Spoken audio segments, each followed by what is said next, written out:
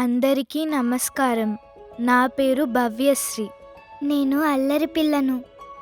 మాది చిన్న కుటుంబం. మా అమ్మ పడే కష్టాలు నేను చూడలేకపోయాను. అమ్మ, నేను బాగా చదువుకొని డాక్టర్ అవుతాను. తర్వాత కార్ కొనుక్కుంటాను. అప్పుడు నిన్ను నాన్నను కార్లో షికార్కి తీసుకెళ్తాను. కానీ నాకంత అదృష్టం లేదు. ఎందుకంటే 8 సంవత్సరాలకే నా జీవితం ముగిసిపోయింది. మీ పాపకు బ్రెయిన్లో చిన్న గడ్డ ఉంది. మీకు అర్థమయ్యేలా చెప్పాలంటే దీన్ని బ్రెయిన్ ట్యూమర్ అంటారు.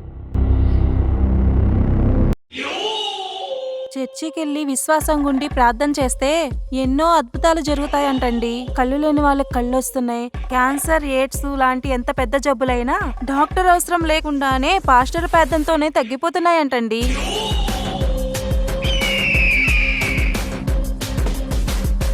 పరలోకమందున మా తండ్రి, నీ నామం పరిశుద్ధపరచుగాక, నీ రాజ్యం వచ్చుగాక, నీ చిత్తం పరలోకమందు నెరవేరునట్లు భూమి యందు నెరవేరునుగాక.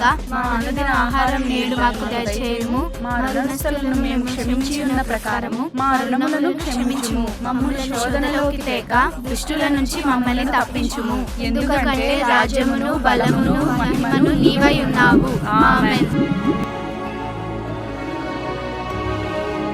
అడవి వృక్షములో జల్దరు వృక్షం ఎట్లున్నదో పురుషులలో నా ప్రియుడు అట్లున్నాడు. ఆనందభరితనై నేను అతని నీడను కూర్చుంటిని. అతని ఫలము నా జిహ్వకు మధురము. అందుకే కాబోలు బైబిల్ని పరిశుద్ధ గ్రంథము అంటున్నారు.